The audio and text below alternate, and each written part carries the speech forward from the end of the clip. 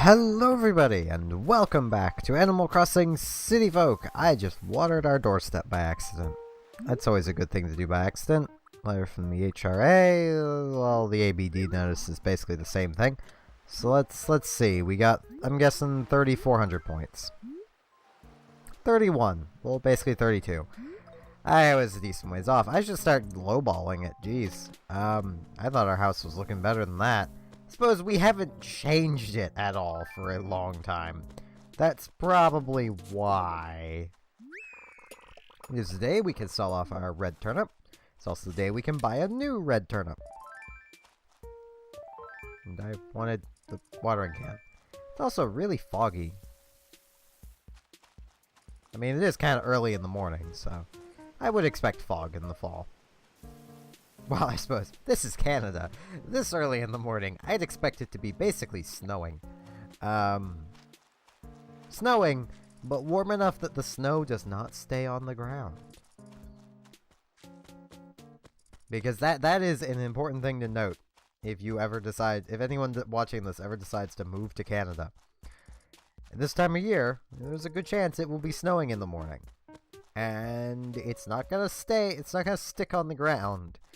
But it'll be cold to the touch, and will just instantaneously melt when it hits you. That is what we call the autumn snow, and it happens usually in the mornings, whenever it's foggy. The fog just kind of turns to snow. At least that's how Atlantic Canada works. There's other parts of Canada that have already been buried in snow. Because Canada's great. It's the best place to live if you love cold and snow and rain, and in general, if you like weather, you'll like snow. You'll like Canada. Yeah, you'll like snow. Of course, you'd like snow if you like weather. Snow is weather. Come on, Brain. We've been up for ages. Well, I say that. I got up this morning at the time I recorded, the KK concert for yesterday. Oh, we're actually full up. Okay. Well, hopefully we'll get some stuff to sell then. Like, I got up around then, which I think was like at 9-something in the morning. It was before 9, actually, because I could sell things at Nooks. So it was probably like 8:30. And then around, like, 1, I managed to actually force myself to take a nap. And I slept until about 4. So hopefully I'll be good. Let's talk with Coco. She's right here. I love mornings. The whole day is full of possibility. I hope you got some fun plans. I do. It's irrelevant down here. And she's just talking about looking up. We know this, Coco. I say it's irrelevant on here because I'm guessing a lot of you who watch these videos don't also watch my streams. You should, by the way. They're fun times. It's just they happen at such late hours that I can't honestly blame you for not watching them. I do really want to start getting the time to do day streams again. Because quite honestly, they were just a nice thing to wake up and do. Oh, well, Pudge is just up here. Look, it's Spot. What are you up to today, Popo? You know that old lady who comes over to sell turnips on Sundays? Those turnips are pretty tasty, but they're so expensive. I'm more about volume than taste anyway, so I'm just gonna stick with fruit. Fair enough. I don't find turnips are that tasty, so whatever floats your boat, Pudge. Get this fossil. Which gets us 2 fossils, which will definitely put us over our money amount. Yeah, I'm not a big fan of eating turnips. Like, I don't like their taste at all. And their odor. Ugh, just ruins things.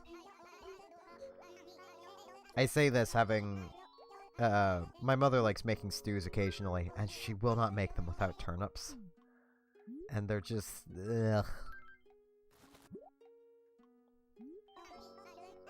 But I tend to make my own food 99% of the time anyway. Mostly because the way I tend to cook things is very different from everyone else.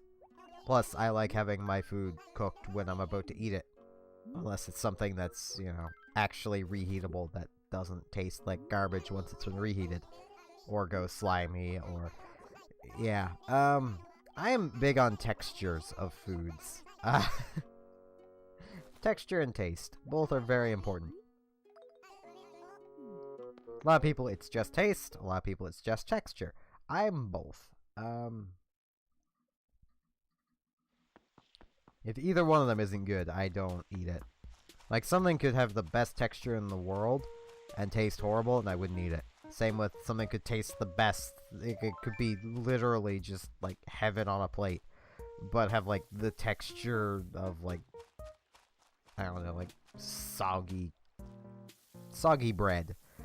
And I would not even touch it.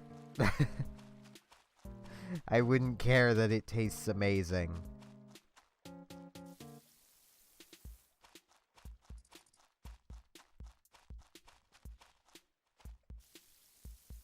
But there are some foods that do reheat decently. They're probably not things you're supposed to reheat, but like more junky foods like chicken nuggets, they reheat decently well. Not perfectly, like, but they're kind of junky anyway. Pizza reheats well if you know how to do it. Never microwave pizza. Ever. If you're reheating pizza, take a frying pan, put it on the stove, heat it up, set your piece of pizza in it, on just kind of a medium-low heat. And just kind of let it heat up until the cheese on the top melts again. And it'll be just like it came out of the oven.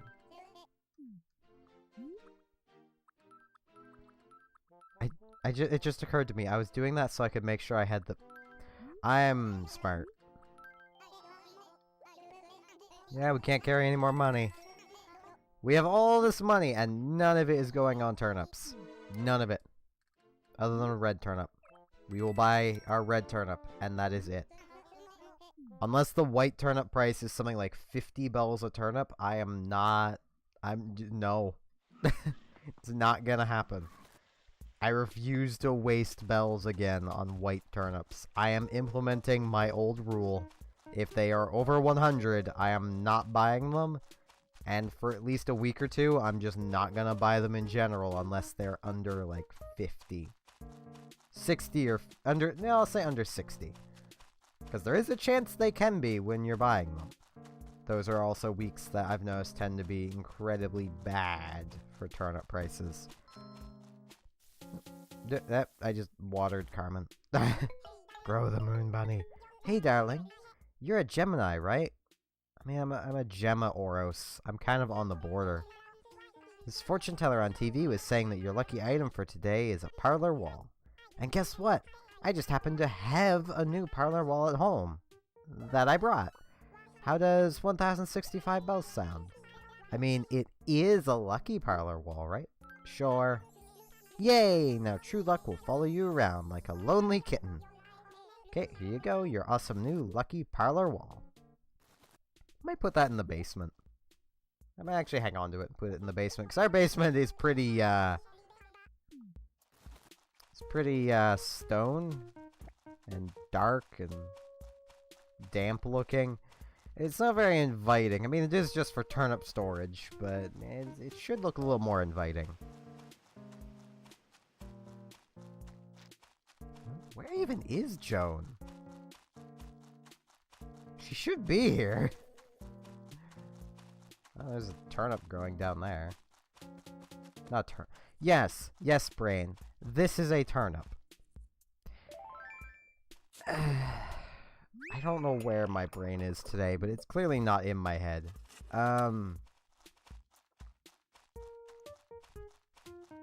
I know what it is. I'm thinking of where Joan is, and that I want to buy the red turnip. But, yeah. And I have ranted a lot about turnips today. Let's see here.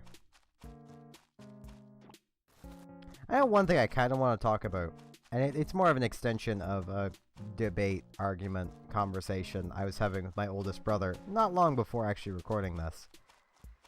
And it's over mini-games during loading screens in video games. And he was saying that, oh, no games company was doing it because Bandai had it copyrighted. No, not really. There were games that were still doing it. There weren't many. And Namco never really went after them, to my knowledge. The main reason why no games company does it is it kind of is pointless. I mean, if you think about it, you're literally adding a minigame into your loading screen that has to load before you start loading the content the player wants. And these days, people want as fast of a loading screen as possible. So, adding in more load time to load your minigame generally isn't in your best interest if you're designing a game. I mean, yeah, they can be neat. Hey, Joan. Like, they can be neat, but for the most part, I'd imagine most game developers just don't care. Like, me as a games player, I'm not gonna pick up a game because it has a minigame during the loading screen. I honestly might avoid the game then, because, well, it's gonna take longer to load. Either that, or they're basically, by adding that, admitting, yeah, this game has long load times. And who wants that? If I'm playing a game, I want to play the game, not stare at a loading screen, or play a loading screen minigame. Now, something like Splatoon, the first Splatoon Squid Jump was a neat thing, because matchmaking can take some time. Matchmaking, you could actually use a little minigame or distraction. And the reason why I say most game developers I don't think really cared is because of the wording of the patent that Namco had. They literally described it as an auxiliary game. Well, then describe yours as a distraction. Ta-da, it's no longer an auxiliary game, it's a distraction.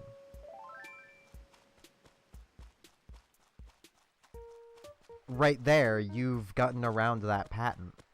That's why you don't really have patents on things like game mechanics, is because you really can't enforce it. Because you have to prove that it is what you say it is and not what they say it is.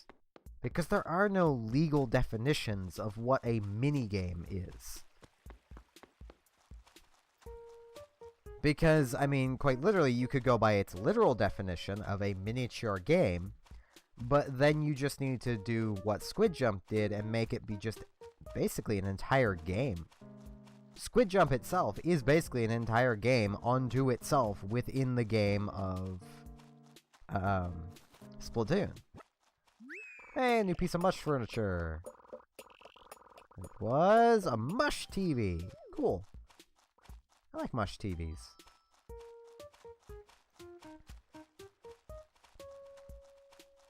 But, like, you kind of see how this works. Like, there's no... Like, saying auxiliary game is decently vague, sure. But that's only if you can prove it's a game. Like, take Skyrim's loading screens, for example. They give you something to do. You can interact with the loading screen. I mean, albeit most people just tend to spin the whatever it is in circles because they're bored and just waiting for it to load. It'd be honestly better if they didn't add that in. But, there was nothing Namco could have done about that. That was done before the 2015 patent ended. Or the patent ended in 2015. I mean, it feels like Skyrim's been out and re-released since, like, forever. Like...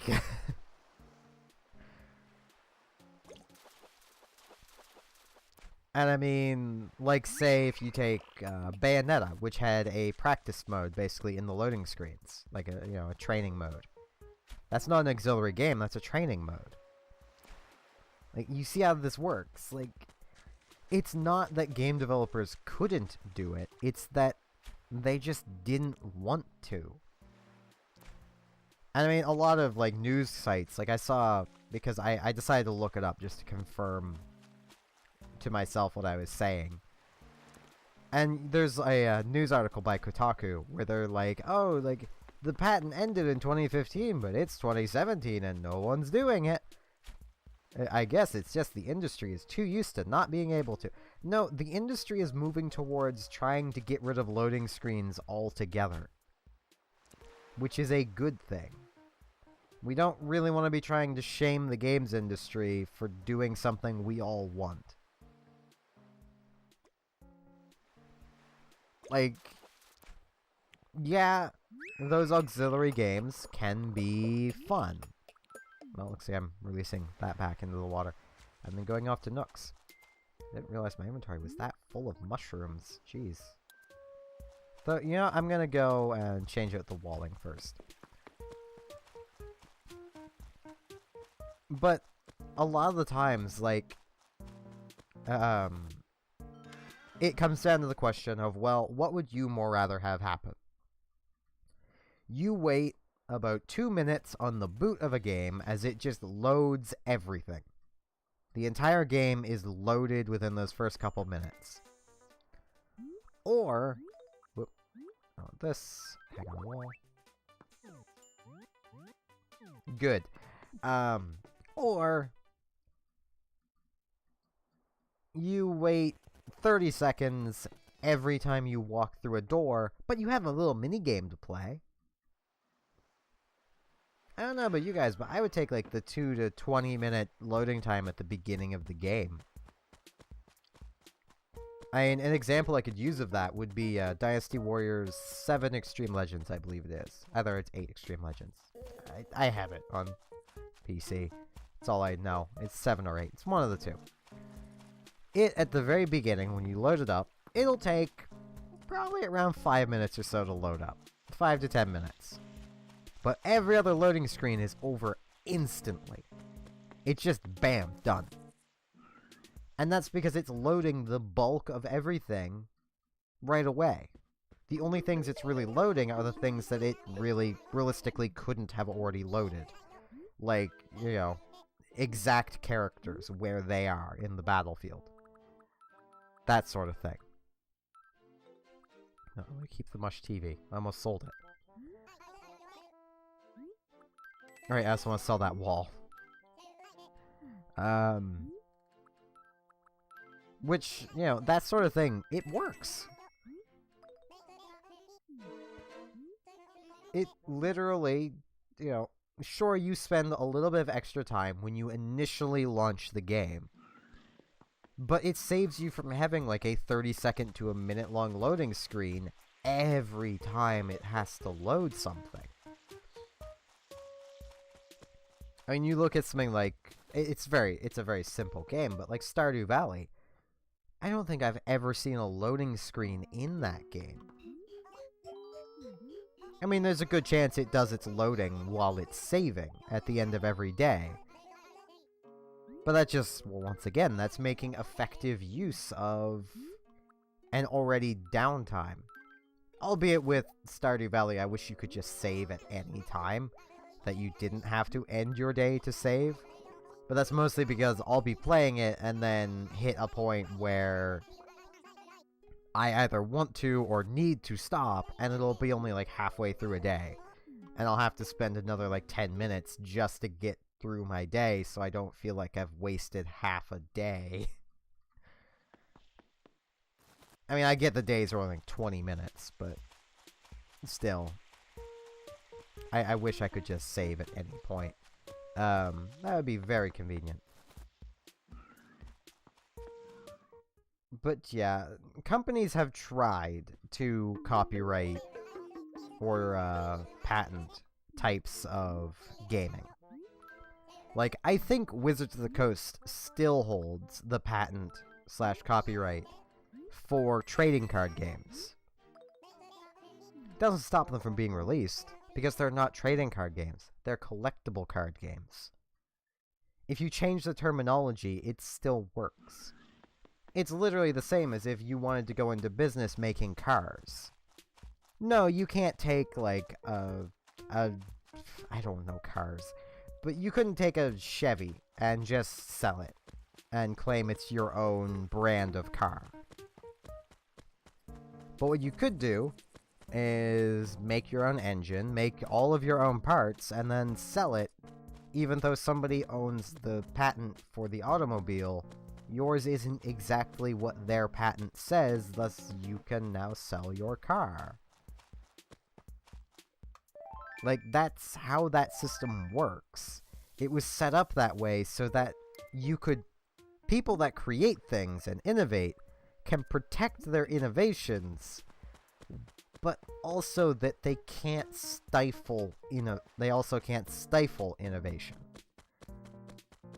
Because the people who set up these systems realized that the first person to think of an idea probably isn't going to have the best solution to that idea.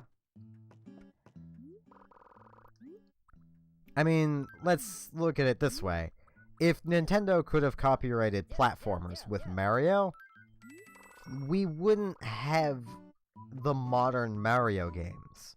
They would still play like the original, because at the time, that's really all they could think of. That was their penultimate platformer. That's what they came up with. That sold. So they would just make the safe bet and do it again. And they would continue doing it, because they wouldn't have any competition. If you wanted a platformer, you would have to buy Mario games.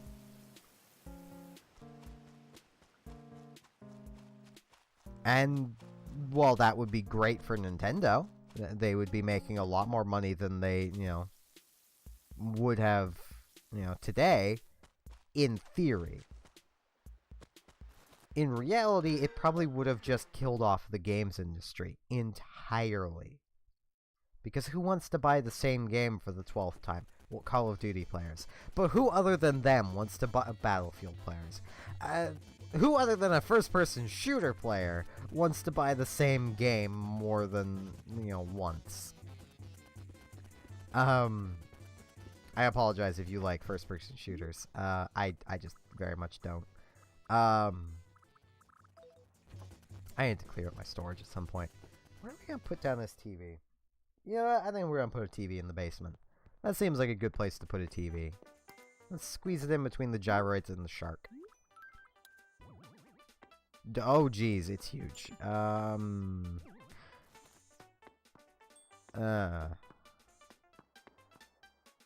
Let's just do that. I forgot how big the Mush TV is.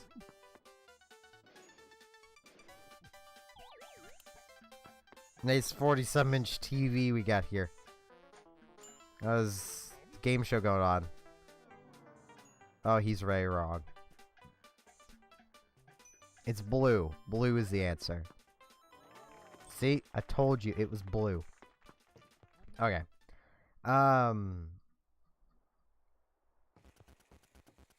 I should stop talking about stuff like that now and just end this off.